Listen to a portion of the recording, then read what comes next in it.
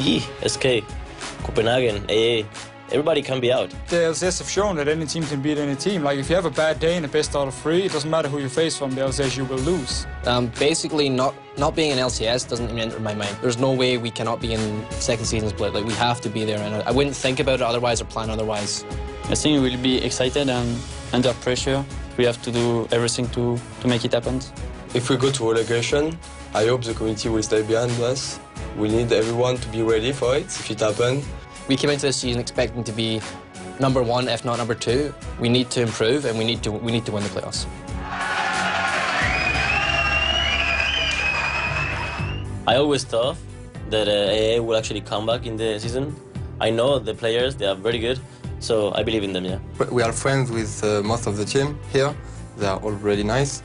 And yeah, it's hard, but it's a difference in the game and in the real life. It's up to us to make sure we're prepared and we're ready. If we can win the first game, it's definitely gonna give us some positive spirit for the second game. Getting the first win will be huge. We have more to lose to the other team. For us, it's really important because we don't know what's going to happen in 3 months. But for SK Gaming, I'm pretty sure they know. They will still doing things, you know. For smaller team like us, it's way harder.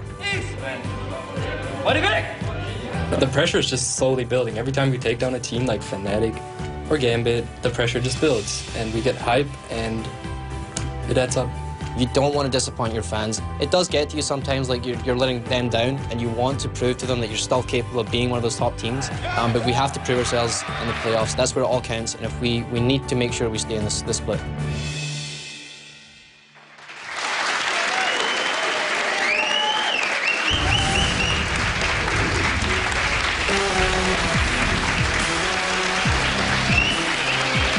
Welcome to the playoffs. Our audience is excited, and why wouldn't they be? For the last 10 weeks, our studio has been the stage for the spring season of the LCS, and this is what our teams have battled for, the playoffs. This weekend, our top European LCS teams will square off for their share of $100,000 prize pool and to claim the title of the Season 3 LCS Spring Champion. On the other side, this weekend's games will also determine the fate of our current LCS teams, with 2 more moving on to our summer split and 2 fighting for their LCS lives at next week's summer promotion tournament. In short, there's a lot on the line today. We're almost ready to dive into the start of our European playoffs, and we're going to go over to our casters, Lee D-Man Smith and Trevor Quickshot Henry. Welcome, ladies and gentlemen, to the European LCS Spring Split Playoffs. As Shox just said, of course, over the next 3 days, our top LCS teams will be competing for $100,000 in prize money and their place in the summer split, which is probably more important, I would say. Yeah. Let's take a look at the seedings, of course, for the playoffs and who they will be playing this weekend. As you can see right there, is going to be SK Gaming versus Against Authority, Gambit Gaming waiting in the wings for the winner of that game, and the Copenhagen Wolves versus Evil Geniuses. It's Fnatic waiting for those guys. And of course, the 2 teams that do lose in that round 1, the quarterfinal stage, will be dropping down to that summer promotion tournament, which we talked about for next weekend. So their jobs are quite literally at stake here. You can see there is the LCS summer promotion tournament with all of the Challenger Circuit teams in there and a couple of very, very big names. These teams are fighting for their chance to participate completely and obviously consider themselves part of the LCS in the summer split. And you can see there the Evil Geniuses, Copenhagen Wolves. They're going to be facing either TCM Gaming, which is a very strong seed in there, and Sinners Never Sleep, which is actually also made up of a number of members from Millennium, I believe. So tough tie, whoever gets through there, of course. Remember, you can't stay up to date, of course, on the standings, as well as the stats, match previews, recaps, and replays over at lolesports.com. And of course, we want to know which teams you think will be advancing to the next round of the playoffs. Make sure you click on matches at the top right-hand corner and double check the playoff bracket. Vote for who you think is going to be your favorites, because of course we're going to be referring to it later in the show. Yeah, it's a very even draw as well at the moment. Very close between EG and Wolves. Who's going to win that one? Who knows? Yeah, it was 54% in favor of EG to 46% for the Wolves. It's one of the closest. We tend to see the likes of 85 to 15% when you've got these sort of top 4, bottom 4 matchups, but everybody consider the Wolves a challenger. Well, this weekend is going to be incredible, and we would love to hear your thoughts. So let's get back to Shox, and she will tell you how. Thank you very much, D-Man. You can log on to Twitter and hit us up at LOL Esports, #LCS, to send us your thoughts on today's matchups. Who do you think will triumph this weekend? Basically, everything you have to say about the LCS, go on Twitter and hit us up at LOL Esports, #LCS. Now, in a couple of minutes, we'll be kicking off the playoffs with an amazing matchup. In this game, the 4th seed Evil Geniuses take on the 5th seed Copenhagen Wolves. If in week 3 anyone told you the Wolves would be challenging EG for the 4th spot in the LCS by the end of the spring season, I don't think anyone would have believed it. But here they are. In the LCS, EG won 3 confrontations out of 4, and they have to beat the Danish team here to avoid summer promotion. The heat is on after the break.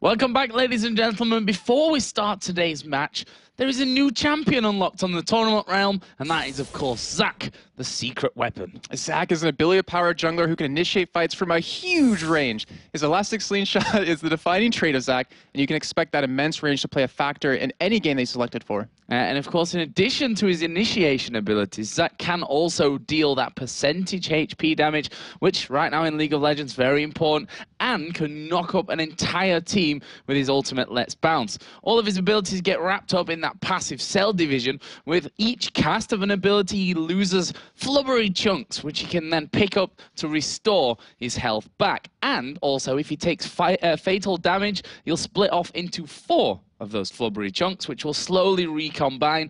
If they're all alive by the end, he'll be revived, much like Guardian Angel. Yeah, if they're alive. That's the key thing we're trying to make. Zac also has the ability to completely control games with powerful ganks, great damage, and built-in survivability. We've seen him in OGA Spring already. He's played very successfully, I have to say, and I really expect it to be picked or banned quite a bit here in the playoffs. Yeah, very excited to see if we get some Zac in here for the playoffs. Don't forget also that the Karma rework is now officially 1 month old, which means she can also be selected throughout the playoffs weekend. Let's head over to Shox and kick off today's matches. Yes, it's almost time for our matchup here today. The Evil Geniuses versus the Copenhagen Wolves. Our audience is still very excited. Very cool. But before we start off with that game, let's take a look at some of the memorable moments from the spring season. Froggen's really under pressure. Legendary LCS finds 1, 2, 3, 4. Is it going to be 5? I can't actually tell. Everyone is dead. And it is a pentakill. I did pentakill. Vote for me.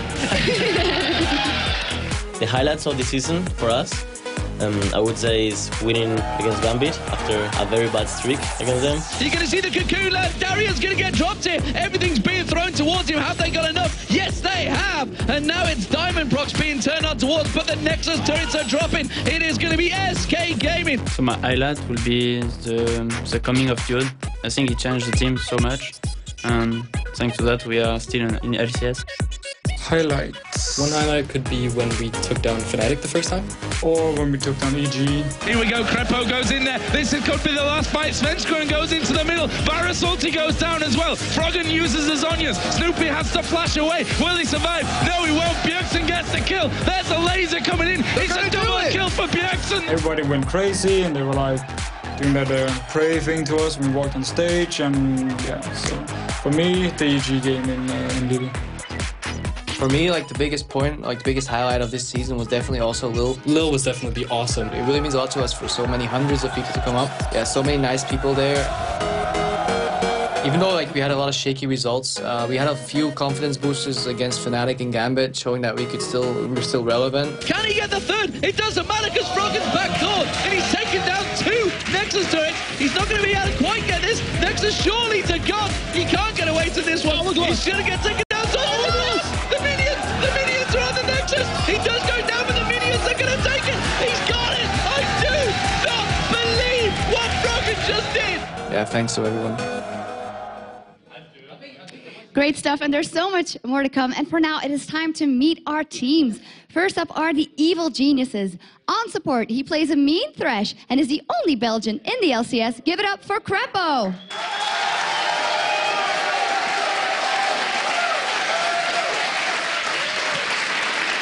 Secondly, on AD carry. On AD carry, your all-star AD carry, Yellow Pete.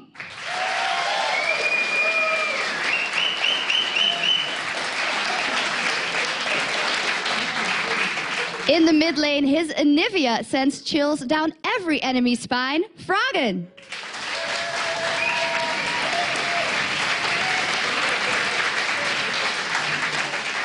And he showed us how to own the jungle with Malzahar. It's Snoopy.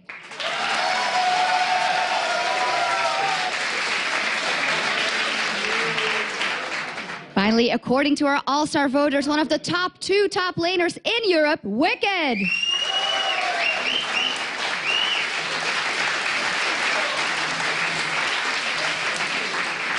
And on the other side, of course, the Copenhagen Wolves. First off, in the top lane, he lands Shantons all day, every day. It's Godbro.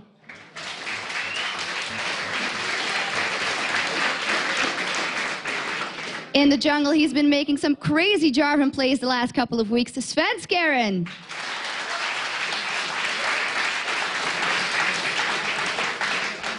In the mid lane, his Syndra, Zed, Kassadin, they all turn into Quadra and the occasional pentakill in his hands, Bjergsen.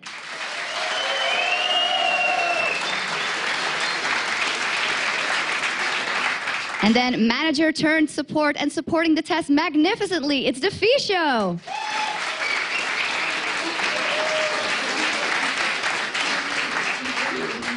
With spot-on Varus ultimates, there's no way you're getting away from this 80 carry, the test.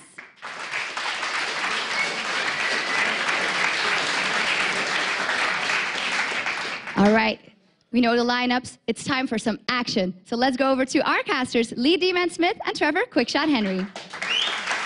Thank you very much, Sock. So, time for Evil Geniuses versus Copenhagen Wolves. These teams faced each other 4 times over the season, and it was Evil Geniuses that came out on top 3-1, which theoretically does make them favorites. However, with the Wolves, a fantastic record towards the end of the season, they are by no means underdogs. No, not puppies anymore. The Wolves come into this game with a higher overall KDA as well of 4.02. And remember, they have 2 additional losses. The rest of the metrics are also extremely close. Evil Geniuses are ahead in average gold per minute at 1,489, whereas the Wolves, they're only 11 GPM behind at 1,478. In terms of CS, for an entire team, there is only 40 creeps per minute that separate them. At the moment, EG are trailing 955 to the 995 of the Wolves. What that means is over 28 games, the numbers are so close. On paper, these teams are very, very, close in terms of all the metrics. The last 10 weeks displayed the development and the growth of the Copenhagen Wolves, and many consider them to be a real threat to the Evil Geniuses, who've been on a downturn of late. They had a pretty good week 10, but not necessarily the strongest. And of course, these two teams realize what is at stake. The loser will be fighting for their jobs and the right to compete in the summer split of the LCS. So, of course, these teams are really, they're real full of stacked of champions, I guess, stacked of players, all superstars, effectively, of course. But our focus, it has to be on someone for this match. And, of course, in this best of 3, it will be on the mid lane. The 2 Danish players that make such a huge impact on the teams. They both have less kills than Peke and Alexic. However, they are number 1 and number 2 in the KDA of all mid laners. So, for Evil Geniuses, of course, that man is Froggen. So I'm borrowing the Statman role from Joe at the moment. I'm going to be throwing out some more numbers of you. You've already pointed out top KDA out of all mid laners at 5.18. In terms of kills, 104, 55 deaths to 181 assists. Average gold per minute of 360.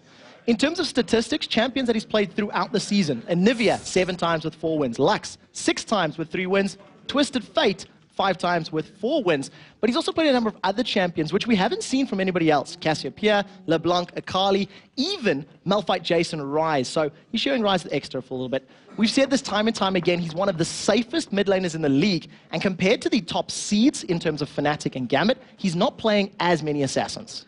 And, of course, his opposition number is the youngest, really, man that's come through to the LCS, and really the man that's helped turn the tide for the Copenhagen Wolves. Of course, it is Bjergsen. Just a quick note on that one as well. Sven Skaren's only a month younger, so a month older. They were complaining. They were complaining. But, of course, now, in terms of KDA, he is second with 4.7. Remember that Bjergsen's also played significantly less games. 132 kills. 56 deaths, 131 assists. So, on average, more kills than that of Froggen, and an average gold per minute of 381. We've said this a lot, but he's played a very, very wide variety of champions in the spring split, including Lux, Orianna, Kassadin, Syndra, Zed, and Twisted Fate. The list does go on, but those are the ones that stand out the most. And as we've said, because of playing those fewer games, his statistics are even more impressive. He's had the largest impact of any substitute in the spring split, and he's challenged and won against every single mid laner, against every single team. And he's demonstrated an ability to convert that into a team fight win. So they are the teams, they are the players. And of course, both of these teams, they have a great deal of respect for one another. But Evil Geniuses feel their experience will help them overcome the pressure of the playoffs.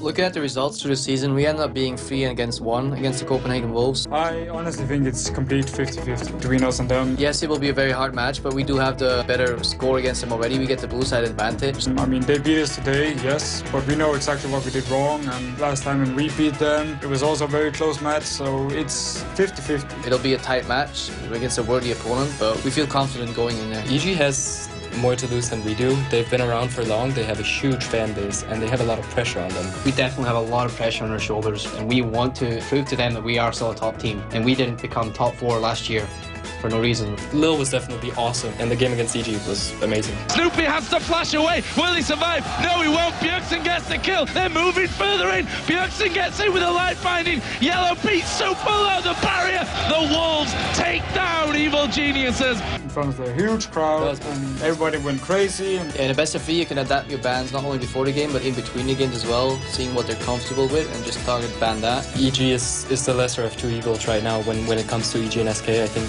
SK are looking slightly stronger. With that said, they are really strong, and we did lose to them in the Super Week, so it's going to be a hard matchup, but we can do it. We know that. A spot in the LCS, a guaranteed spot in the LCS is on the line, and we've dealt with pressure a lot more than they have. We've played a lot of finals, so I think we come better prepared. Fantastic stuff. So they're really unsure, right, really, who could win this one. Of course, remember, we want to know which team you think will be advancing to the next round of playoffs. You can vote over at lolesports.com. So we're about to get the games underway, Trevor. Immediately, you know, we've been talking to the teams, they've been talking to us. Who do you think is going to get banned from this one? Immediately, we had a short poll. It was Shen, Jarvan. We're unsure about Thresh, maybe in their Twisted Fate, probably going to be a guaranteed ban. What else are we thinking? Kha'Zix, maybe Zed. You're thinking of all the champions that, you know, Bjergsen and Froggen tend to run. They tend to be the focus. So Lux is definitely going to feature as well for Froggen. He's played Lux and a significant amount throughout the course of the season. And, you know, we'll see whether or not Copenhagen Wolves decide if they want to play either against that, or maybe even lock it in for their own all-star mid laner. We did see Bjergsen playing Syndra last weekend.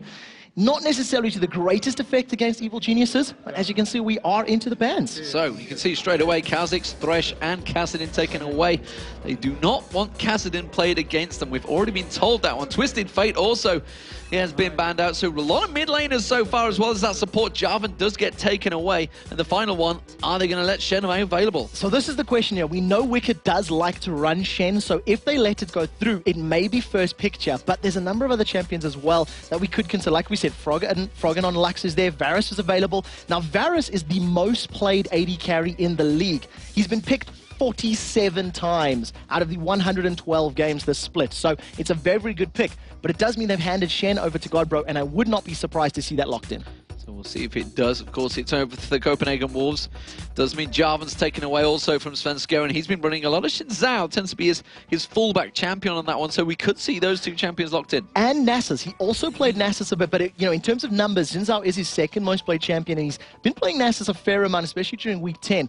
At the moment, Rumble is being sat on for Godbro. And this is going to be a first for us. We haven't seen him doing, you know, playing Rumble this split. So that'll be stepping out of his comfort zone. What it also means is he's going to be initiation power again. You know, we've been seeing Godbro playing Shen, playing Singed, playing those sort of tanky, beefy champions, and you can build Rumble that way, but he does tend to be a little bit more aggressive, ability power, damage focused. We've also seen Rumble working very well in the hands of Wicked, and Kevin took it away from him. It worked very well for SK to take it away, Kevin on Rumble. So maybe they've been looking at that game thinking, okay, this is what SK Gaming did against Evil Geniuses. Maybe we should go this route. Well, also, we're coming into the playoffs, and teams have obviously prepared a lot for this matchup. So they would have been training against specific compositions. I know that Evil Geniuses have been scrimming against Fnatic, and the Wolves have been scrimming against SK. So they're not even revealing their tactics to one another's opponents. What we didn't mention that Zach was, you know, slipping through. He was not banned. Snoopy's been very vocal about him when he was released. And for the very first game of playoffs, the secret weapon is in the hands of Snoopy. Well, we'll see how well that works for Evil Geniuses. It has been used a number of times over in OGN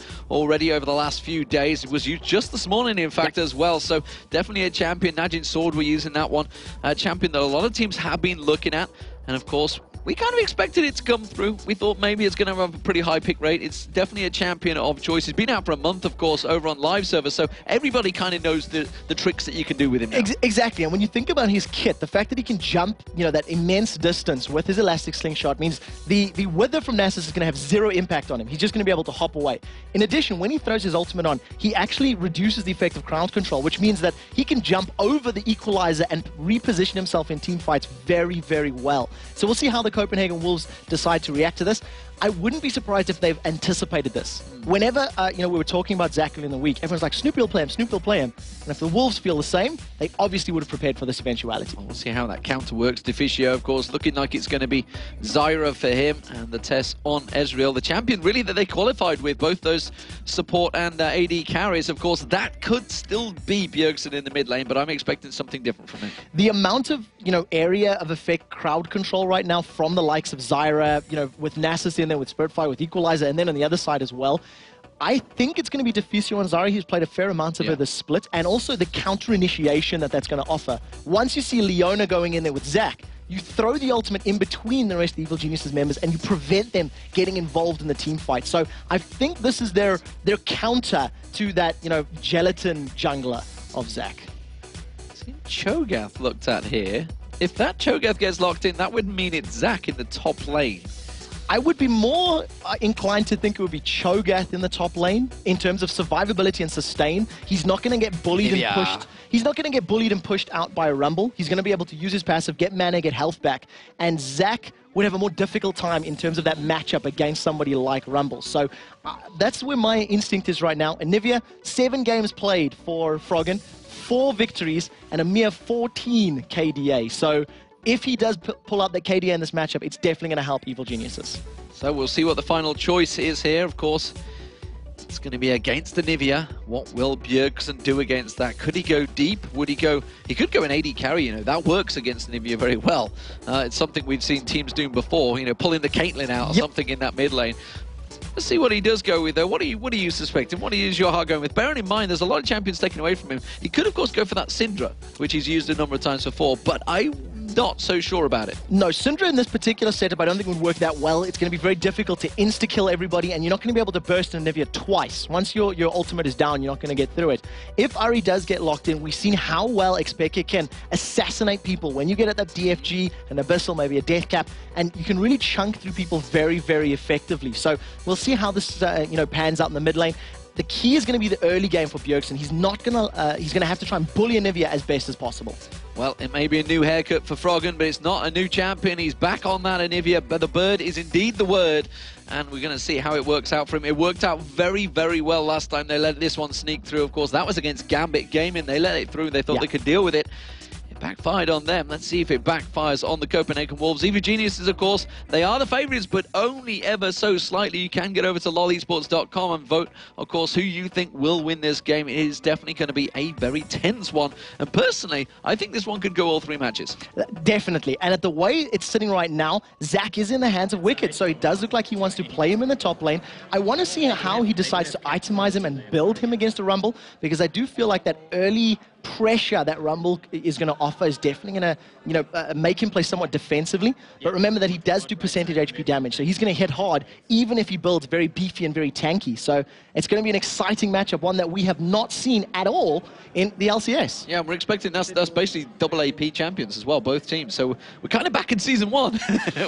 This is full AoE. I mean, if you think about the combo of Leona locking people up, Varus ultimate locking up, then the ultimate from Anivia, the knock-up and the silences from Cho, and the knock-ups from Zac, this is just like a press R to win type of composition. What it does mean as well is if Copenhagen Wolves can reposition and dodge some of those abilities and some of that crowd control, they can mitigate a lot of the damage that the Evil Geniuses want to put down. And we should also look at Crepo. The fact that he is on the owner, it was a champion he got MVP on just last week against Copenhagen Wolves. So it's a champion that we know he can play very, very well. Definitely interesting choices for really all of the teams. Picks here across the board. We are about to get underway though. So the blue team, it is going to be Evil Geniuses, of course. The highest seed gets the choice, and they come into it as that blue side. The advantage they perceive, which doesn't always work in that favor, but that's the way the teams look at it. Of course, Copenhagen Wolves are going to be the red team. We'll see whether the young upstarts, as I guess as it could be called here, against the more experienced Evil Geniuses works out. So level 1, looking like it's starting out, and looking like a bit of an invade possibly coming out from Evil Geniuses. So outside of the grasping roots from Zyra, I feel like the level 1 battle for Evil Geniuses is significantly stronger, especially because they can chain so much CC together. Right now, Deficio, he's toying with his life, puts the ward down, and instantly killed. but they're going to know where every single member of the Geniuses are. Yeah, they know they're going to have an invade here. Svenskeren can see them, and they are going to get that ward down in towards the Wraiths, gives them full coverage. They're going to try and get it in towards that bush, and that's exactly what they do. Mission successful for Evo Geniuses. They're going to feel that their early level presence has worked out for them. Of course, they do not know what's going on in their own jungle. They have no coverage down there. They have that single ward down by the Wraiths. But other than that, they could have been someone sneaking in the bottom. They don't know, which is why you're seeing all the pings across the map. But as we can see, it is fairly standard stuff between both teams. It's going to be a 2v1 in both lanes as well by the looks of it. So we'll see how that works out for Zach. Well, I'm very happy to actually see the setup, and especially Snoopy going back to somebody like Cho'Gath. It is a little bit more in the terms of like a utility type jungler that he gets naturally very beefy and tanky, offers a lot of crowd control in terms of the knockups and the silences, and he's going to be able to help his carries, his solo laners of both Zach and Anivia deal more damage in team fights. So we'll see how his ganks work out in these early levels. So we also see Rumble helping out. So Godbro's going to let Svenskeren take that blue buff. Or will he give him the blue buff? Let's see if he does give him the blue buff in towards that bottom lane. Meanwhile, Wicked, he's just started off on those wolves and he's heading in towards the top lane. Doesn't look like the blue buff is going to be given across, so Svenskeren will be taking that one away, and Snoopy takes the red. Interestingly, we've had a quick look at Svenskeren's rune page, and he's got 8% magic penetration, as well as 1 point in ability power. So we'll have to keep very close eye on how he builds his Nasus in the jungle, and Wicked's taking a lot of poke. Remember, if he does die, he's got that passive to come back to life. So a relatively, if I use the word safe, top laner in that regard. It's only, of course, if his 4 bits of flubber get taken out. But Snoopy, he is taking down that blue buff. We'll see whether he goes for any ganks or whether he just goes to simply help out in that top lane. Ward down in the river. He's going to head instead back towards the Wraith. And you can see Crepo doing a great job at zoning out Godbro here. Godbro, he's been kept out of it a number of times. And I think back to last week's game as well. He was really well, pretty much kept away from the experience for a large portion of the time. And Wicked got quite a gap in terms of experience. And that is kind of what led them to winning that match. So we'll see whether that does happen again. As you can see, Wicked yet to get any CS, so he's really having to be very cautious. He's still only at level 2. Yeah, both of these top laners have been being denied very hard. The one thing that does play into the Wolves' favor is that Deficio's range on Zyra is obviously going to be a lot more useful for harass and for poke, especially underneath the tower. And as you can see, the fact that Godbro is sitting under the tower, Snoopy's walking into position, but he's walked straight over a ward. So Godbro is going to be well aware of this, and a similar situation for Svenskeren up top.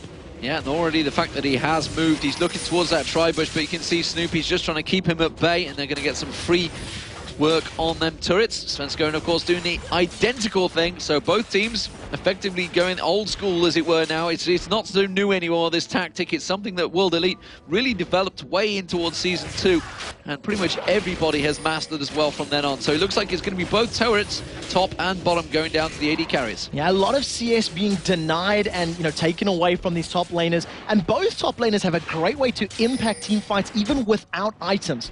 I think that Zach is going to be more impactful because his CC is a little harder, and it does look like Wicked's been caught. Wicked has been caught, and he's been forced to flash there, so Svenskeren doing a great job in the jungle there. Already keeping him well away from that one. Great denial working out between the two teams. This is kind of the progress that this tactic, this strategy has definitely transformed into. The fact they don't push the turret themselves, they let the minions do it, and they just farm in between the waves. Exactly. You deny more gold and more experience from your opponent, and if there's somebody who's going to know how to deal with being denied and being camped, it will be Wicked.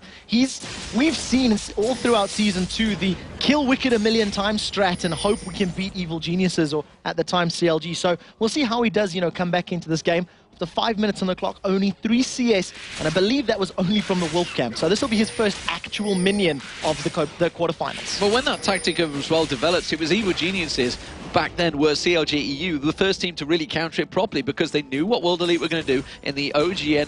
I think it was the spring 2012. Yeah. And that's when they came up against them in the quarterfinals, so they knew exactly how to counter it. It may have been the semifinals. Now take a look at this. The Tess is moving towards this bottom lane. If Crepo, he is level 3, so he'll be able to get the stun, the flash, and he gets him. The flash comes in, he does manage to catch Godbro out, but meanwhile you can see Svenskeren's coming around the back, so Evil Genius is going to have to back away from this one. Bjergsen also heading down the river. This is going to become a 4-on-3 very quickly, and that's a great rupture coming out from Snoopy, but will he be able to get away from this one? Bjergsen about to pop out the side. Can he land the charm? No. Flash comes out from Yellow Pete. Very well worked there, and the hail of arrows catches all 5 members of Copenhagen Wolves. First blood will come out. It's going to be Snoopy that turns around for it, but what will they lose across the map?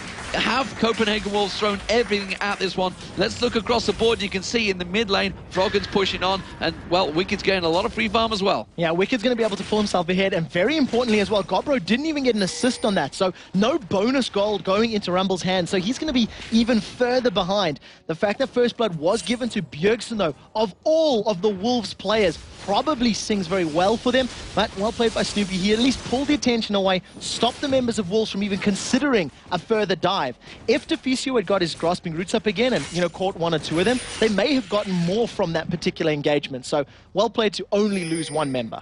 I mean, if you look at the two junglers, Svenskeren versus Snoopy, they are actually very different styles of junglers. Snoopy has always been that essentially a support jungler, whereas Bjergsen, Svenskeren, sorry, he's definitely one of those people that make the plays for Copenhagen Wolves. Be it him or Bjergsen, one of them will be making the kills. And it's something that we've been saying, especially the last 2 weeks, that he's the playmaker for the Copenhagen Wolves. He's really the initiator that has, picked fights. When his Jarvan does get banned out, like today, we do see the likes of Godbro picking up a slightly more aggressive champion. Like last weekend, he played Singed, and, he was responsible for running into Gambit's lines and flinging them over his shoulder for fights. Now he's going to be playing Rumble, but he is so far behind Wicked Zac. He's 2 levels at the moment and 25 creeps, so it's going to be a very, very difficult lane for him going up against this new monster. It's definitely a tough job for him. Now you can see it's 3-level difference. He's just hit level 6, so that ultimate will be available. So, well, Godbro is going to have to be really dangerous. He can dive the turret. He's a very strong dive champion. Especially with Froggen. Take a look. Here's the fight.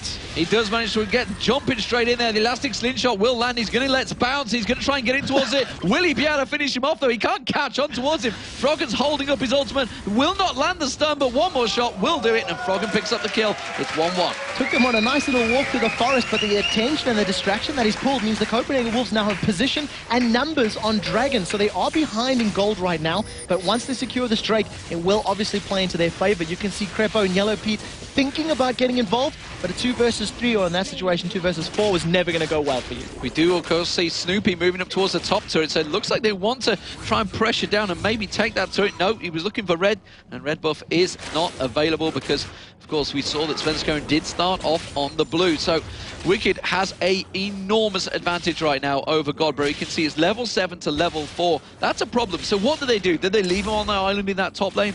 Do they have to rotate the AD carries back towards the top? How are they going to deal with this? So the key right now is how long that tower survives, because Godbro is going to have, I use the term very loosely, relatively safer farming once that tower's up to 4 back to. But as you've seen in a moment ago, Froggen and Wicked, they can dive him. Once he hits 6, he'll be able to use Equalizer to try and CS and pick up some farm. But again, if we think back to last week, when he was playing Singed and he was shut down early, they rotated lanes to allow him to pick up CS, and I wouldn't be surprised to see something similar. They've lost that bottom tower, and the next wave that pushes up, they may let Godbro go and farm the bottom lane and allow the Test and Deficio to defend and to hold the top lane. Correct me if I'm wrong, I believe this may well actually be the first time we've seen Zac in that top lane. Normally he's been used as a jungler so far in the Korean scene. Yeah. I've missed the last 2 games because, of course, we were on air, and I don't know what's happening in the Chinese LPL right now, but it seems to me that this is definitely a new champion the Wicked's pulled out of. A man that's always in the past been criticized for having such a small champion pool. It's good to see he's actually stretching straight out here. And the thing that plays really well into their favor is that they were able to pull that one out in this particular matchup where even I thought he was going to be in the jungle. Snoopy was known for being a fan of Zac and liking him. So, it's that psychological play that it puts on Copenhagen Wolves. We do see Yellow Pete and Crepo. They're very, very deep, but Deficio's just spotted them. And we'll see whether they can pick this fight, because this is going to be a 3 versus 4 at the moment, with EG having a numbers advantage. Yeah, and you can see it does have Froggen coming up there, trailing up behind him. It is going to be Bjergsen. Are they going to be able to get this turret dive coming in? The minion waves are not really with them. Bjergsen has gone back, and they've seen that already. Snoopy was trying to keep them busy. While this is all happening, the Test, he's down the bottom. He's getting free farm. Yeah, but he's just trying to, pull a little bit ahead. So we've seen some very good CSing from Yellow Pete. Crucially, Godbro still does not have 6. So if this tower dive comes in, nor does Deficio. So those heavy crowd control ultimates are not there and not available. This is a very determined Evil Genius is saying, we want this tower and there's nothing you can do about it. True shot barrage comes across. Spirit Fire is down, but there's not a great deal because Crepo is quite happily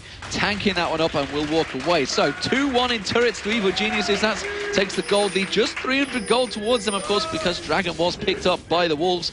Meanwhile, Bjergsen in this mid lane does continue to try and push that farm, but you can see already he's still actually behind Froggen because he's just a machine on Anivia. Yeah, and that free farm earlier from that, bottom lane gank obviously set him behind as well. So, very good play again on the map from Evil Geniuses. This is somewhat similar to how they defeated the Wolves last weekend, where even though gold and kills were very, very even, EG were just simply in complete control of the map and the lanes, and they pushed towers as and when they pleased. So this is good play from EG at the moment. So we see a little bit of CS being given across, or rather taken by Deficio in that mid lane, and we'll keep our eye whether that continues. Normally it's something we do see with Zyra. They tend to go a little bit farmy, try and maybe get a Morellonomicon in there, something like that, some sort of item. We'll see whether he does go that way. Meanwhile, Wicked, he's sneaking in towards his bottom lane. He could dive on the Tess here. There's the Elastic Slingshot being charged up, and he just decides to pull it short and use it to CS. But at the moment, double check the rank on that ability. He's only got the single point, but it's got 1150 range, which is huge in this game. We might even see flyby Baron steals, flyby red buff steals when they do have Smite as well. Yeah, so we'll see how that progresses throughout the game. Let's have a look across the items, because a number of champions definitely starting to buy things here, and you can see Froggen, well, now he's got a good part of that Rod of Ages complete, so he may well go towards that one. He's building up that Tear of the Goddess, of course, as well. Meanwhile, looking towards Bjergsen, you can see trying to get a little damage as I watch Evil Geniuses. Looks like they're going to dive on towards this middle turret. I'm not too sure whether Copenhagen Wolves can defend this one. Looks like they try and catch on towards it. The grasping Rio on towards Wicked. True Shot Barrage also comes across, but you can see just how tanky he is already. And Evil Geniuses with his 5-man push in mid, while Godbro tries to get that farm up top. He's desperately trying to catch up, but he's still 4 levels behind right now, Godbro, in that top lane. Yeah, so he's going to make his way back down to the middle lane. Now, he does have his ultimate available at last, so Equalizer will definitely play into their favor. A couple members of the Wolves being caught up by the Ruptures, and they've fended off 2 creep waves worth of damage, but I don't know if they'll survive the third. Right now, you can see Evil Geniuses falling back through the river, and it looks like the Wolves actually want to pick a fight here, because EG are trying to steal away this blue buff. So there's not a lot of vision for the Wolves. They're not 100% sure this is going on. They can't see it with their own eyes. Now they've got the ward in that bush. Of course, they can put the wall across, and they do steal that blue buff away. So advantage Evil Geniuses, you'd feel here, as they've started to invade and take a little bit of resources away from the Copenhagen Wolves, but gold, of course, is very much even between the two, so we'll see whether they can keep on pushing that advantage that they are slowly growing. Yeah, and this is the thing that we've seen from EG that, has been somewhat lacking in their games, that if they're not in complete control of the game, they're losing. And in this particular situation, and again like last weekend, when they're setting the tempo, when they're setting the tone of the match, they determine who fights when and where. And you've seen how great Froggen's control was there at blue buff. He's like, look, we don't want to pick a fight. We just want to steal your blue, deny it from Bjergsen, and walk away safely. So they used the crystallized wall to block off the entrance, and it was a free steal. It cost them absolutely nothing. So let's look across the gold, see how it's spread across. You can see a big difference between Wicked and Godbro, of course. As you'd expect, Godbro didn't get that assist early on. That was really hurt, setting back a little bit there. You can see 800 gold behind. Jungle, very close between them, just 100 splitting between them. Mid lane's very close as well, despite that farm advantage. Of course, kill advantage is with Bjergsen, and that's just a 300 gold swing. 80 carries, so you can see it's actually the Tess that has that advantage right now. It is only 600 gold, though. The problem with the Tess is he's not a particularly safe carry in that he can get away with Arcane Shift, great, but look at all of the mobility and CC from the rest of the Evil Geniuses. The Tess was pushing this bottom lane, trying to get that, increase that gold lead further, and EG are just going to say, well, you're not there, we'll take this, and there goes Wicked for the fight. Wicked launches himself in. The rest of the team weren't quite on the same wavelength, but luckily, he does have that ultimate available to just bounce away, and there is a giant creep wave coming along the top lane, which I feel Evil Geniuses, they're just going to back off and deal with. So ultimate was burned, but it does have a 2-minute cooldown, so there is this sort of, engagement window that now the Copenhagen Wolves can use to their advantage. The fact that Wicked is that far ahead, but now his ultimate's not available, means that he's actually behind. So we'll see how this pans out, because Wicked is spotted in the top lane, and Wolves, they have timer, positioning, vision, and control for Dragon. And they are on it. It doesn't look like Evil Genius is going to be able to do a great deal about this one, because they knew it was there, and Wicked, like you mentioned, he'd already gone to clear out that top wave. And of course, that does mean the gold stays very, very close between the two, despite the advantage for Evil Geniuses being 3-1 up in turrets. They do keep in it with that. Let's see how it works out, though. There is the advantage still with Wicked, and we'll see how that tends to grow between them. It is only 3 levels at the moment? It's 2 levels now. 10 to 8, I yeah. can see so, 10 to 8, yes. So level 10 for Wicked. He's about to get his second rank in Let's Bounce, which is going to be very, very crucial, especially in these bigger, longer, drawn-out team fights. But in terms of items, the fact that he hasn't spent that money just yet, it doesn't really equate to all that much. You can see the Haunting Guys on both players, but a Ruby Crystal and the Null Magic Mantle. Another big difference on the map is the AD carries, because Yellow Pete is 20 CS behind and also 2 levels behind the Tessa's Ezreal. So, while those changeovers have been working in favour of Wicked, you can see it across, and he does come across, gets the steal. Svenskeren was waiting to try and give it across to the Tess. She's short. Oh, his elastic slingshot didn't quite make it, but they didn't follow up on it. And Snoopy was there to cover them off, so he does manage to escape with that red steal. So, yeah, they were trying to delay that for the test. He obviously got there a little bit late, and Wicked's like, oh, sweet, thanks, bro. I'll take that, no problem. So with red buff in his hands, that's obviously going to help out in terms of applying some more CC, and crucially, he's just hit that second level ultimate. It is off cooldown as well, and you can expect Evil Geniuses to have some very good team fight presence if they can get Let's Bounce to hit up multiple members. Right now, though, Wicked, he hasn't hit too many people while bouncing around the map. No, not too many so far. Yellow Pete, he's trying to gain some level advantage, see if he can get back and try and level things off between them. This is, of course, the first game of a best of 3. Remember, this is the playoffs. Evil Geniuses versus the Copenhagen Wolves. And remember, the loser of this game does fall into the summer promotion series. You know, relegation is actually a factor for one of these teams. It's going to be very scary. We said in the intro to the show that it could be the second to last series of games you play in LCS.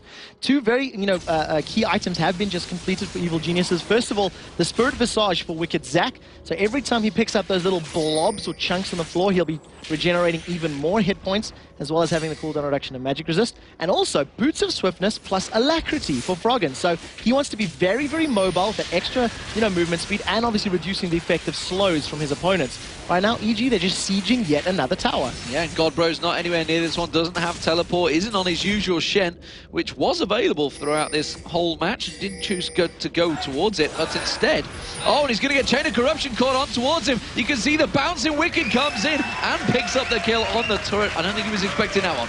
No, not at all. He did not anticipate all those ultimates, but when you've got the kill, and now that they've got, additional presence and pressure, Evil Geniuses have great vision here in the bottom half of the Copenhagen Wolves jungle. So they were trying to set up a very sneaky gank, sneaky kill, but wisely, Deficio uses one of those plants to get some vision. But what it does mean, blue buff respawns, and they're just going to take this one as well.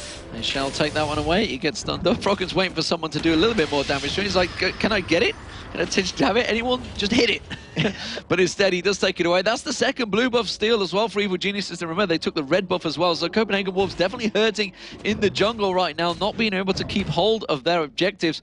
And slowly but surely, Evil Geniuses seem to be pushing this advantage more and more onto the Wolves. You can see, just looking at the wards, look across the map, it's all Evil Geniuses in Copenhagen Wolves jungle. The amount of gold that they've got from Dragon is the only thing that's keeping the Wolves in touching reach of cash right now in terms of Evil Geniuses. So we'll see when the Dragon respawns the next time how well the Copenhagen Wolves are positioned for that fight, because I believe EG had timing on it, which will mean they may actually want to challenge.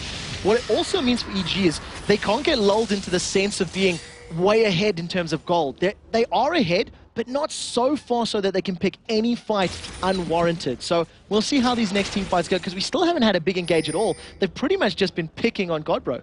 And thinking about that, if Evil Geniuses tend to let the games go long because that's how they play. They tend to be longer games. How do the team comps work out, really, for Copenhagen Wolves if they're all at level 18, all at probably 4 items, which I'm guessing they're all going to reach to, because this is just how this game always goes for Evil Geniuses versus Wolves. So you've got 2 different sides to this. You're going to have Ezreal that's not going to be quite as potent as the likes of Varus as we get later and later in the game, but he's going to be more mobile.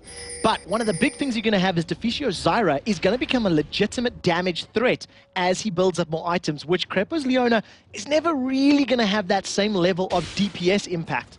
They both have similar forms of crowd control. However, Zyra's going to be a bit more impactful. So as we get later and later, there's going to be more pressure on Deficio's play to make an impact in the game. Right now, Evil Geniuses, they've seen Godbro. He's, alone in this bottom tower. Ultimates are available. They may decide to just pick on him for a 3rd time. And this time, the suffering of Godbro may be the tune that they want to play. Well, they thought about trying to catch on towards him. Luckily, though, that ward at the blue buff did give them prior warning, and Evil Geniuses couldn't quite sneak onto Godbro like they did in the previous encounter, so they do back away from this one. And Evil Geniuses just continue to take that advantage, warding out the blue and backing off and purchasing their items. EG have definitely done some, team building and boot camping at home because they're holding hands so fantastically well this game. They have not left one another's side as a 5-man unit for the last 7 or 8 minutes, and they've been roaming effectively. They've taken buffs away, they've taken towers, they've picked up kills, and as we've said again, they're setting the tone, they're controlling the pace of the game, and as long as they don't make a mistake while in control, they should be able to continue pressing their advantage. More importantly, though, they have let Godbro catch back up in levels. He's only 1 level behind now on Wicked. We'll see how that gains out. Chain of Corruption misses there from Yellow P. Didn't quite catch on, very, very close to the test. But instead, you see the Godbro, he's got Froggen pinning him off. He does manage to stun him down as well with that wall. Completely separates him from the whole team. And you can see that's forced the Copenhagen Wolves to come around and charge. Wicked's going to get dived on there. True Shot Barrage comes across, but he whiffs. It doesn't quite catch on towards anyone. Equalizer is available, goes down, and now Evil Geniuses, they're going to get dived on. Wither goes on towards Crepo. He seems to be the target. They dodge out of the rupture, but the stun comes in. You can see Crepo misses his ultimate on towards him. It's back and forward action. Zyra does get caught. The ultimate gets on towards it. Crepo taken very low. Still no deaths right now. Oh, the flash comes out away from the stun of Froggen, and a very close engage. Ultimate's burnt all across both teams, but nobody going down in that engagement. Froggen pretty much single-handedly won that engagement by stunning up both Bjergsen and the Test with that Flash Frost. What it forced the Test to do is flash to safety, and he was immediately playing defensive for the rest of that engagement. Copenhagen Wolves tried to make something happen, and they showed that they're willing to fight, but they want to fight on their terms. So great play from both teams, but it was a lot of abilities used for no reply. Dragon has respawned, and right now it looks like EG are recalling, but so are the Wolves. So that's probably going to be the next time these two teams fight. Well, the Wolves have all backed off. Everybody that stayed for the Wolves has got full hit points. EG had to send a couple of members back, and they are coming back a lot slower because you can see Froggen's going to go towards that top wave. He's happy to take the top wave out, which means Wolves will be in a much stronger position if they choose to go for this Dragon. You can see Yellow Pete, he's also heading down towards that bottom wave, so they're choosing to clear the waves out rather than go for the Dragon. We'll see if they got vision on that shortly, because EG may not have the exact timer on it, so that could be part of the reason. What it does mean that everyone has pretty much reset in terms of health and ability. Have a close eye on those cooldowns, because it does look like Bjergsen's ultimate is about to come off cooldown. So is Crepo's. We may see a fight here. They've got Dragon low, and here come EG. Chain of Corruption lands on towards Bjergsen. Tremendous spreads out very nicely. Sven Skeren gets dived on. Can they keep the damage? No, they're going to turn and run straight for that middle turret. They've got an advantage. They're going to take that turret down. Snoopy stole the Dragon. Snoopy got in there and stole that from underneath the Wolves' noses, and now they're going to jump onto this middle turret. There's no one from Copenhagen Wolves to defend, but the equalizer is blown. They hold the turret, but they lost the Dragon. Very nicely played by Evil Geniuses, keeping the pressure on. Of course, that does stretch that gold. It's now 2,000 towards them. They are going to take away the blue buff once again, once they can pull it back to Froggen. Instead, did it actually get back to him? Yes, it did. Yes, just in time. So Froggen, for the third time, no, he doesn't. He doesn't have it. I didn't think I saw him hitting that one. I'm pretty sure it was Yellow Pete. Yep, there it is. Sure enough, on Yellow Pete. So not too bad on, of all carries to go on. Varus, it helps a lot. Gonna get more of those hail of arrows out and those piercing arrows. Also, when you're stealing the blue buff away, you have timing on your own blue, and they'll just donate that over to Froggen. With the Dragon Steal and the pressure that EG have had across the map, they've been able to at least pull ahead in terms of gold. It's a 2,000 gold lead right now, and just a very brief pause between these two teams, and what's been a tense game so far. Well, there is a problem on Bjergsen's screen at the moment. You can see he's typing furiously and trying to fix exactly what the problem is. His screen is locked, apparently, which is why he's got the admin stood behind him right now, sneaking in there, which is never ideal. So 24 minutes into this game, let's recap over across it. It is 30.6 thousand to 28.4 thousand, which is 36. It is obviously a 2,000 advantage for Evil Genius. The 3-1 in turrets, by the way, of course, as well. And across the items, you can see that the fact that Godbro is behind Wicked. He's 149 CS to 95. So that's a big advantage built up for him. 1-0-1 for Wicked, of course, on Zac. I think the first series of a top lane Zac, maybe first of many, who knows. It seems to be working out very well against Rumble. Rumble, one of the champions that, of course, a lot of people in Korea definitely choose, so maybe it is a strong counter, he feels. Looking across the mid laners, look at that huge CS advantage right built up there. Froggen 247 CS to Bjergsen's 155, almost 100 CS difference between those.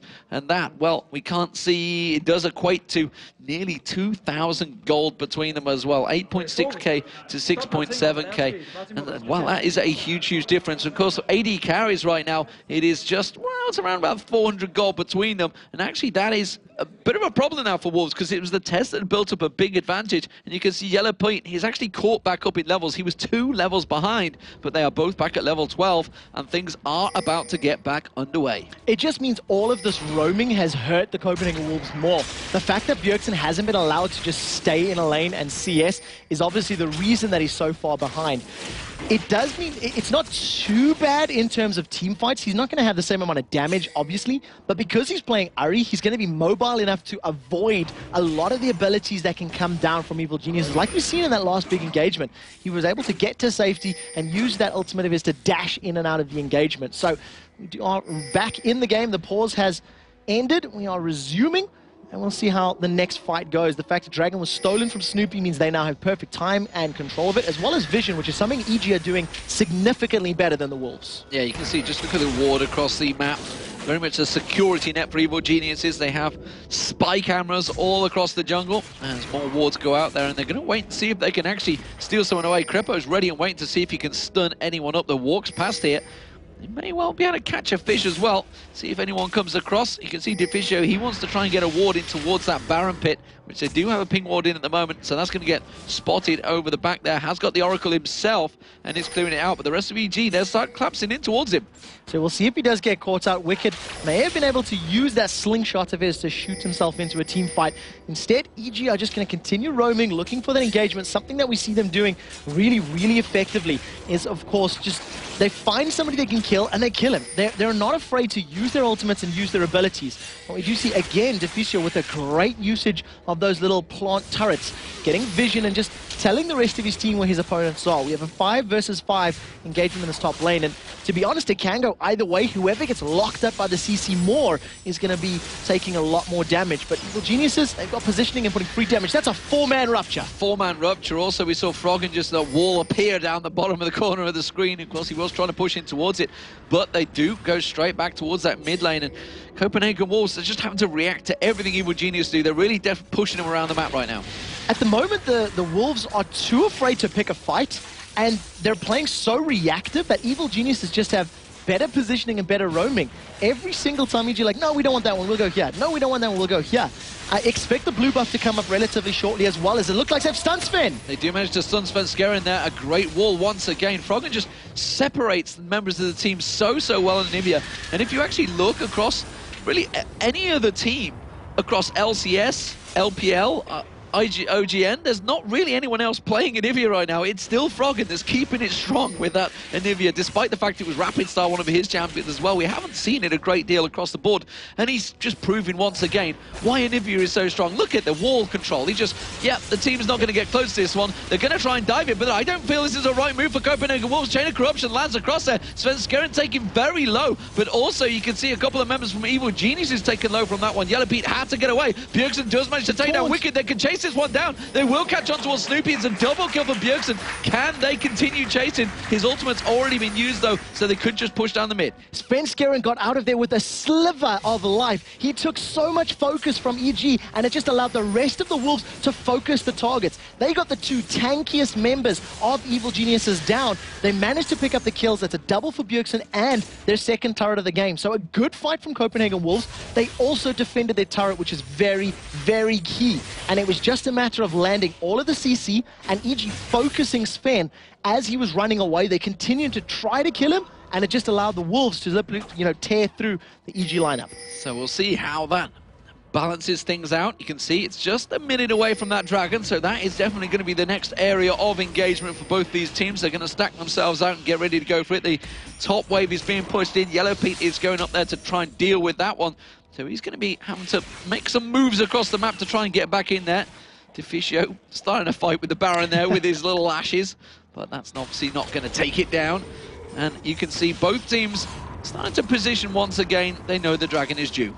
So with the Dragon, there's no vision right now. Both teams have almost all of their ultimates available, but Sven and Bjergsen are getting very close to that being up, as well as Wicked having Let's Bounce. So we're going to see another reset and a full-on 5-on-5 engage. This will be the first blue buff since their very first one that the Copenhagen Wolves will be able to pick up. And I think Evil Geniuses are aware of this because they're stacked up as 5 in the mid lane and said, well, it's going to take 1 or 2 hits to get your turret down. So they're just trying to force the Wolves' hands right now. That's the first blue buff that Bjergsen's had in the entire game as well, yeah. So we'll see whether that makes any difference come the fight. Of course, he is going to come in. He's got that Deathfire Grasp now, so he has the ability to pop someone very low, very quickly. And it looks like Copenhagen Wolves, they want this fight. They're going to come around there. EG starting off. They're going to take the Dragon down, but can they get taken away from it? True Shot Barrage does land across them. The Equalizer comes down, but it's Sven Skaren that's been separated. He gets dropped by Froggen. Oh, what a great chain of corruption coming out from Yellow Pete there, catching on towards them. Godbro's going to get hit. One more shot will take him down. Yellow Pete picks up that kill. It's a double kill for Anivia. They're chasing on towards it. The flash comes out from Froggen. He wants to catch on towards the Test. The Test flashes away from it. Bjergsen's desperately trying to avoid the rupture as well. But the Test, they all trying to back away from this one. And it's EG coming out on top. 4 for 3. 3 for 1, sorry. Where the hell did I pull from? 4 for 3 alive. That's what I was looking at. But yeah, very good fight for Evil Geniuses. Yeah, very good. Well, not only did they get the Dragon, they're going to take this inner mid turret as well and decide to back away. So they've extended their gold lead to 3,000. It was just a matter of Copenhagen was trying to force a fight that they couldn't really force. Equalizer was a little bit awkwardly placed. The Stranglethorns, while relatively good, didn't hit as many. And Wicked literally just bounced through every single member of the Wolves, knocked them all up, did the damage, and the rest of his team cleaned up. Splattering away. And, well, we've said it so many times. You can't let Anivia through for Froggen. 3-0-2. He just gives him so much control in these fights. He just separates. You saw it, Sven Skaren separating. You're dead. And that's exactly the case. You know, in terms of initiation, they need Rumble and Nasus to run in there. They need them to, you know, walk straight through everything that Anivia is putting down to pick a fight. That's before you counted everybody else's crowd control. So the initiation power from Copenhagen Wolves is not as powerful as somebody like a Jarvan who can hop, skip, and jump his way into a fight. These guys need to run. What we do see is Wicked continuing to extend his CS right now, 194 to 115 of Godbro's Rumble. It always looks like he's having fun when he's farming as well, doesn't he? it's just Zach. Zach's awesome. Zach's just a fun champion. Seems to be enjoying it in that top lane, but so many times Evil Geniuses, you know, they actually stopped practicing with Anivia because, oh, and actually tell a lie, Sven Skaren's been caught out here. They stopped practicing because he wasn't allowed, because he got banned so much. But it seems to me that Evil Geniuses have managed to find the ground, but this time isn't going to be enough. The rupture comes down. We're waiting for Froggen off the backside there. There's going to be Wicked leaping into the fight, and it's going to be Yellow Pete picking up a kill, but this is back and forth action. The Wolves are doing pretty well here. Godbro is going to go down. It's a 2 for 2 so far. Can they get Wicked down? Bjergsen does manage to get that kill, but you can see as another member goes down, Bjergsen gets caught out, but it is going to be Tess now. Tess and Bjergsen versus Froggen.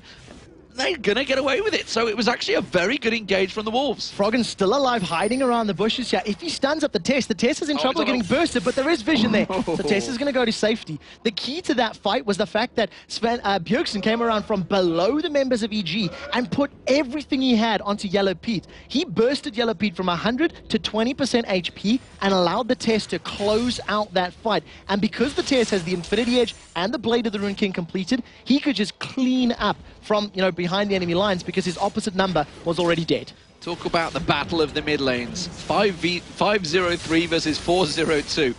It is both Bjergsen and Froggen desperately trying to pull their teams into this one. Do not rule the Wolves out right now because it's 8-8, and that's been 2 good engagements from them, really, in the last 2 fights. It seems to be working very well for them. They're picking up the kills in the fights. If they can keep enough members alive towards the end of those fights, they can definitely push towers down. As it stands, though, it's 4-3 advantage for Evil Geniuses with that inner turret down in the mid lane, which is such an important turret.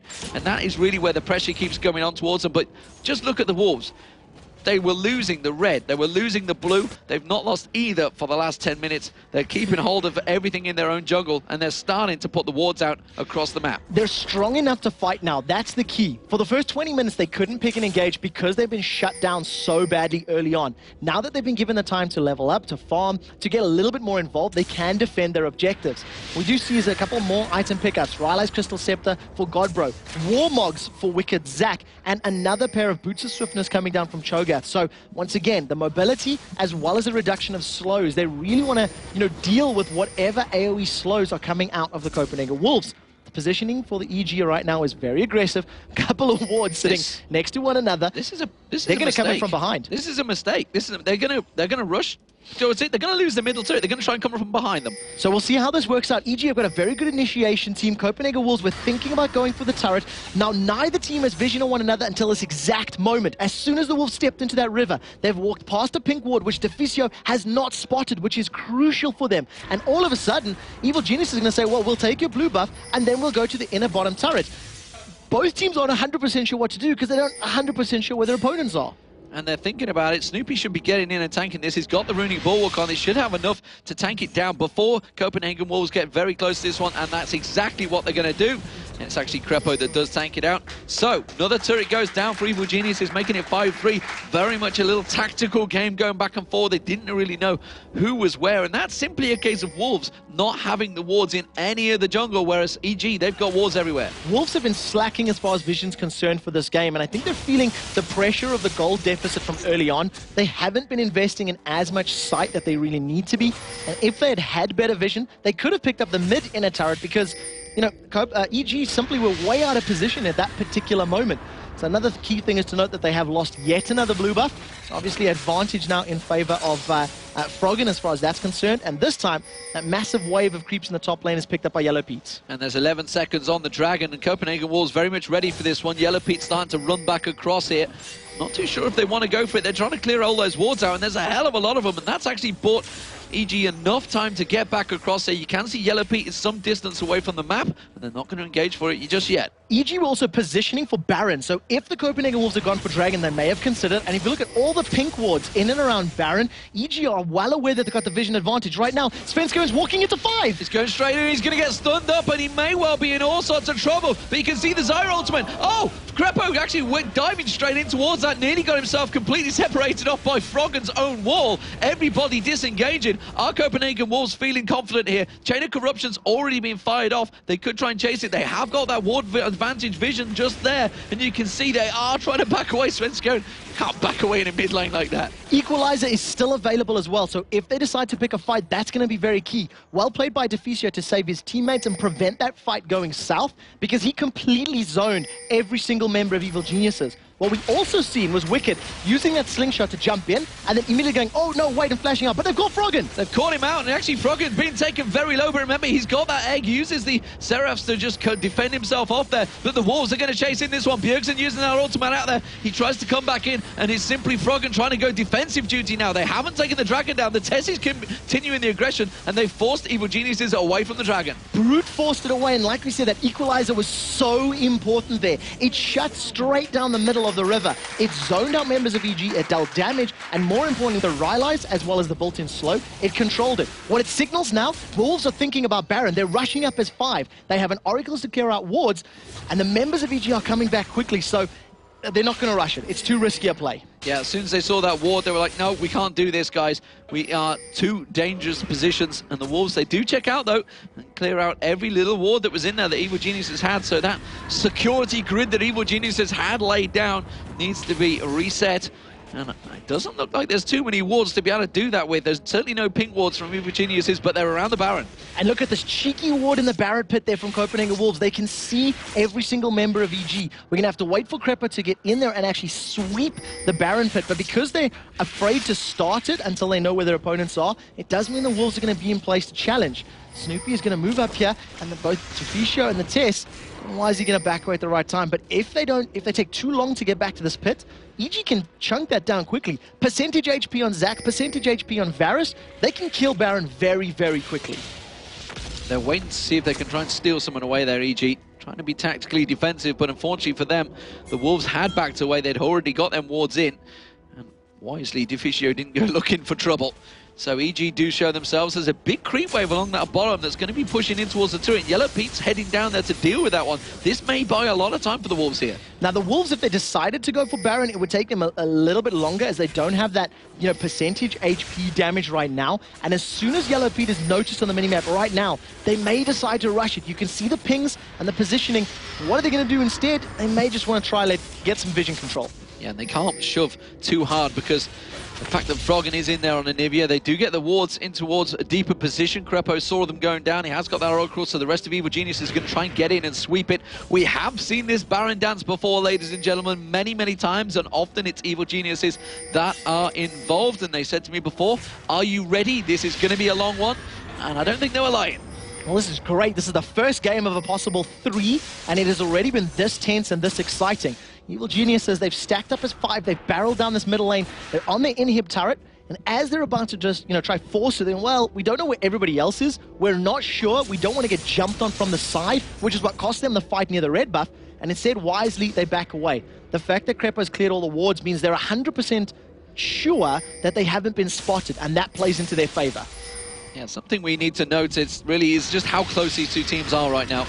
The items, and you can see it's just about 1,900 gold between the two teams. That's not a great deal when you're looking at 50k across both teams. Blue buff, of course, though, will be taken away. That's a pretty big deal. Froggen's going to get that again. So far, Bjergs has only got that blue buff just once in the game so far. But Godbro, he's caught up. You can see he's behind in gold still. It's just about 2,000 between him and Wicked. But the levels are not so big. They are very close. In fact, they are both at level 16, so that's about as close as you're going to get. And exactly, that 2,000 gold means a lot more in 15 minutes than it does at 40 minutes. When you look in terms of their items, that additional gold that Wicked has is actually going into defensive statistics, which is great for his survivability, but that's all it's really going to offer. Godbro's still going to have the slow, he's going to have the damage, and right now, that equalizer actually saved him in that river engagement. It was enough to force Evil Geniuses away.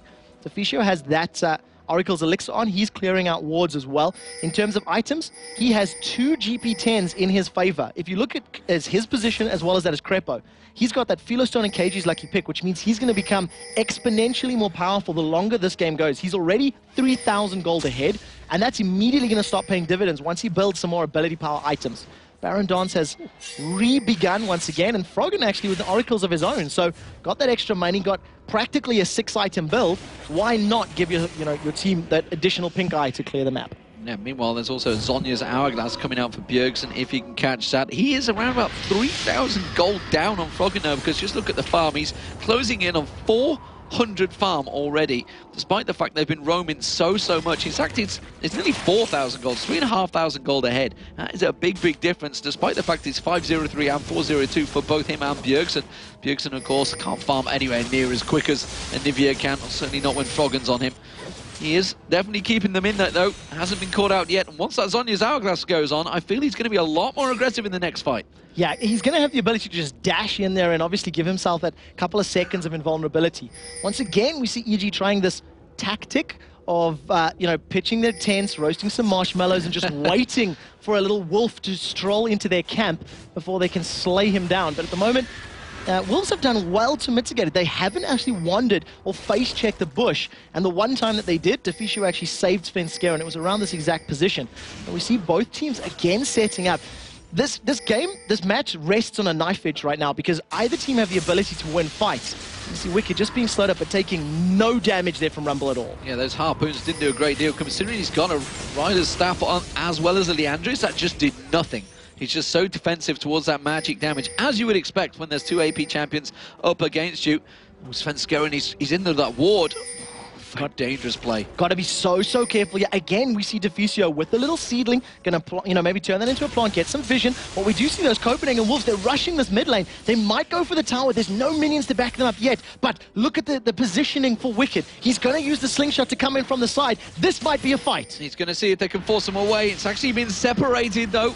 And, well, Wolves took the only exit they had available to them, and that may cause a problem because EG now have the position to run straight up mid lane. But it looks like the Wolves may want to pick a fight of their own. Gonna get that for Vision, and we'll see if they want to bait them into this one. And they decide to roll around the side. Now, Wicked, he broke my heart by not going in for the elastic slingshot, but here's the fight now. The Wither on Crepo, not sure it's the right target. Tree Shot Barrage comes across, and really just defensive duty comes out. Evil Geniuses, though, caught very low. Crepo taken down to half health. He can't dive in like he was expecting. And now the Copenhagen Wolves, they turn it once again. We could see a replay. Evil Geniuses may decide to jump in from the side here. Even if Crepo dives in and dies, as long as he gets his CC down, that's going to be the key. Look at Wicked, look at Froggen. There's the wall that comes down. It separates them a little, and this is the fight. Chain of Corruption went down in Svenskeren. There's tanking it all up. He is going to drop here, and now EG going to turn it around. The Zyra ultimate separates them very nicely. Can they get the kill on towards Wicked? No, they can't.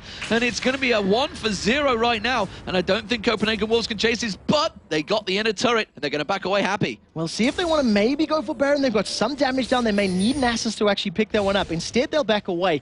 Losing one for a turret, you're going to be happy with that at the end of the day, but that wall was what split them up. And a good play out of Wicked to jump in there, separate absolutely everybody. But again, for the second time, he was forced to flash to safety because the rest of his team wasn't there to, bounce in with him and help pick up kills. Well, we'll see whether that works out. And this is actually maybe towards the argument that's gone before with Nasus, is the fact that he has got that ghost and not the flash. The amount of times he could escape those kills at that wall would be huge right now. In fact, he wouldn't have those 3 deaths because every time there would have been flash available. But his Baron started off for the EG. So we'll see how this goes. There's a number of Wolves trying to get into position, and very importantly, they don't have their ultimates yet. There is the Vision Ward. Baron is down to 4,000 hit points, and we'll see how they decide to jump in there. 3,000 hit points. The test is going to use Tree Shot Barrage. Doesn't manage to steal it. This is Baron for EG. A very clean Baron as well for Evil Geniuses. And, well, Copenhagen Wolves, they need to back away from this one. They have managed to get a turret down with a couple of minions stacking in there, but they are chasing on towards Godbro. Godbro very low. Svenskeren turns back around. Equalizer comes across. Hits a lot of members of Evil Geniuses here, and Svenskeren's doing a fantastic job at keeping them pinned out of this one. But Bjergsen, look, he stood at the back. He's like, we don't want this fight. They have the Baron, guys.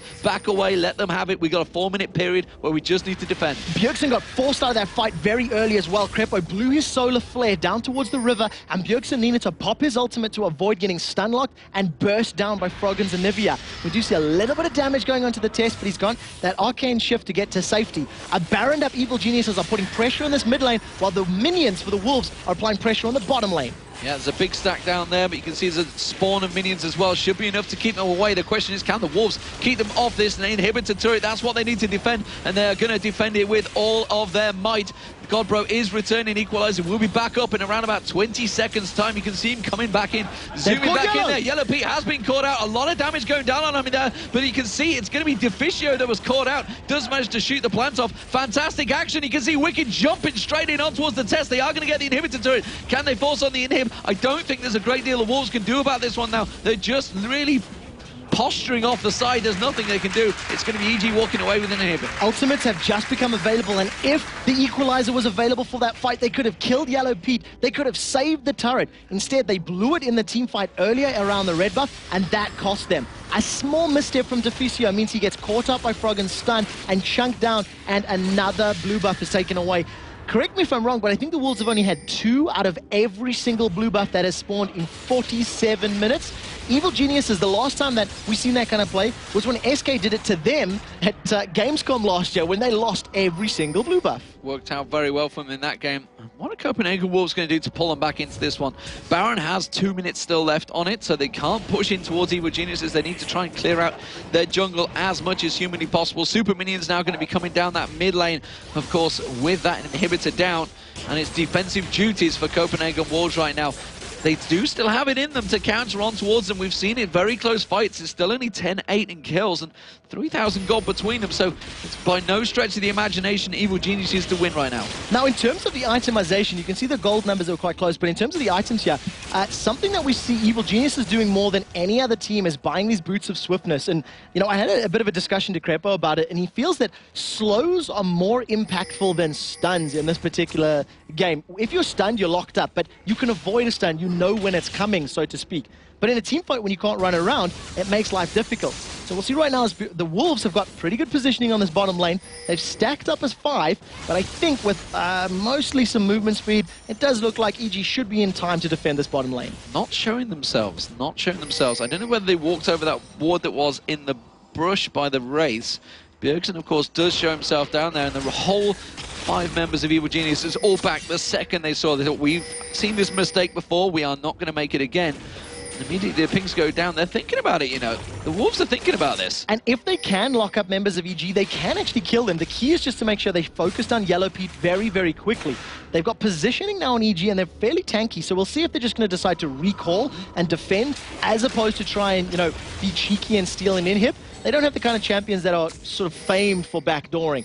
And we'll see how they get there in time. They have to get back there because Super Minions coming up the mid lane. They can't stand around too long. They had shoved the lane pretty well, but immediately that does mean that the top lane, the bottom lane is fairly well exposed here. And for Evil Geniuses, they can rush straight in and try and take it down. Immediately they come straight across. Wards getting placed left, right, and center. And it's going to be all cleared out as well. And the Wolves are back in defensive position. Baron buff is run out now, so it's just going to be a straight up fight.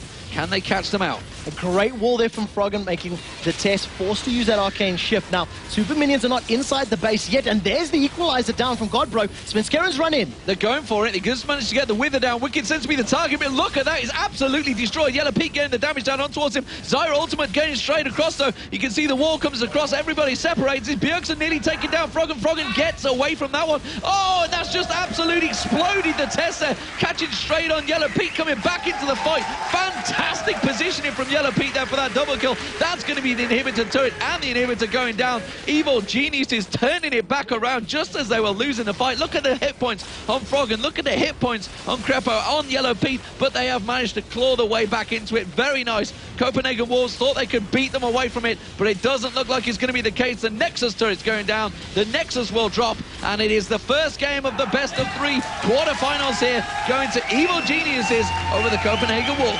Svenskaren simply could not run through everything that Froggen put in front of him, stunned him up, burst him down, and that engagement was finished before it even began. A great, great game from Evil Geniuses. They were in control from the beginning.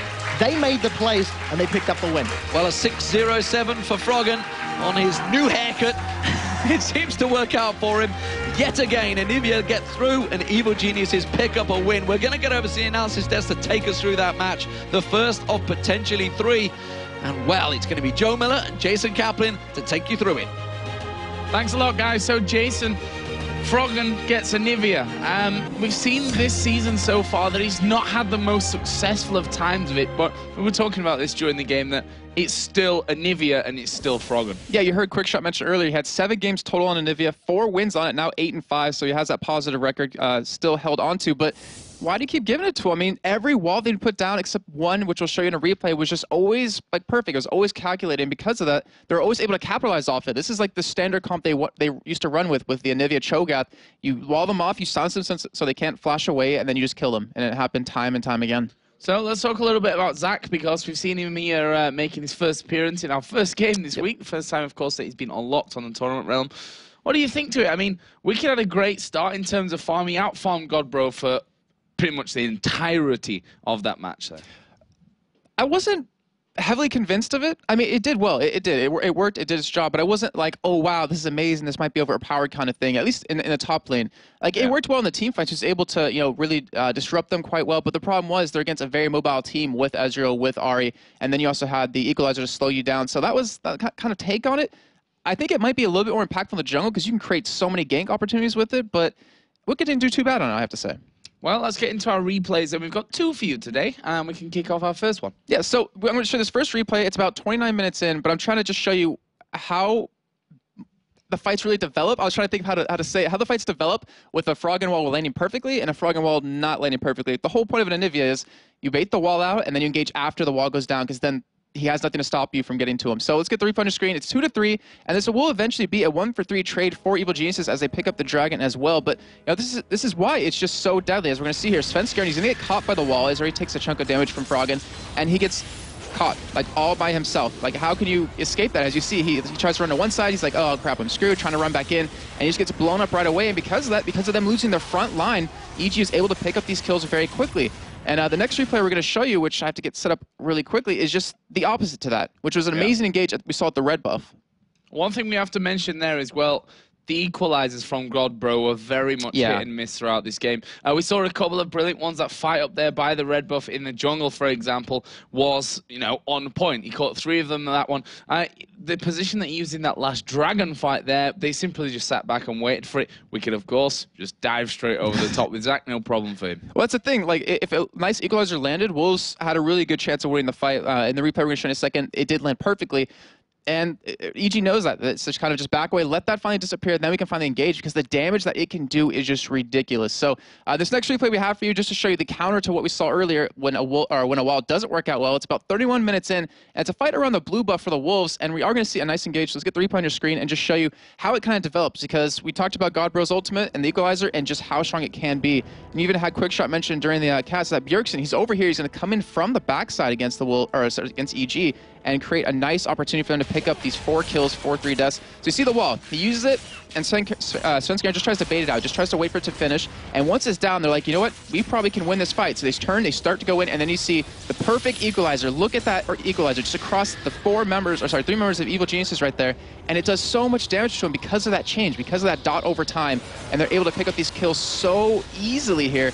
And that is just how you do it. Like, that is how you beat Anivia, but most teams can't seem to do that too well, or it's just Evil Geniuses just capitalize on it too perfectly, because they will never usually miss these walls. Yeah, and Bjergsen, you have to give him credit again here with his RA performance, coming in the backside there and really mopping up a few kills. But in the end, it's 1-0 for Evil Geniuses. It's best of 3, of course, so we are going to be having another game. But how are things going from your point of view right now? What needs to change in the second game for the Copenhagen Wolves? Well, I think we talked about in the beginning, we saw picks and bans. Like, Joe and I were sitting here talking, we were like, we think the Wolves got outpicked here. And they kind of did overall, just the entire composition of EG. They felt really comfortable. I think just with how close the game was, I mean, it was 6-6. Goalie was about 3,000 max at one point in the entirety of the game. It was a very close game. Like, Wolves can easily take a win here if they want to. It's just come back with a little bit different champion pool, maybe try to get a little bit more early aggression, because they weren't able to pick up too many kills. And maybe not let Evil Geniuses be in the driver's seat, because they were always reacting to how Evil Geniuses wanted to engage. Like, they're always, or Evil Geniuses would try to push middle, then of course Wolves would be out of position, they'd come to protect that one, but EG would be gone by then into the bottom side. So it kept the Wolves just reacting to the playstyle of Evil Geniuses. And I'm not sure if Wolves want to do that again, or try to take the wheel themselves. Well, we're going to find out in just a little while. Thanks a lot, Jason. We'll be back after game number 2 to break that down. But first, we're going to go to a quick break. But when we come back, it's match number 2 of the Evil Geniuses versus Copenhagen Wolves. Don't go anywhere.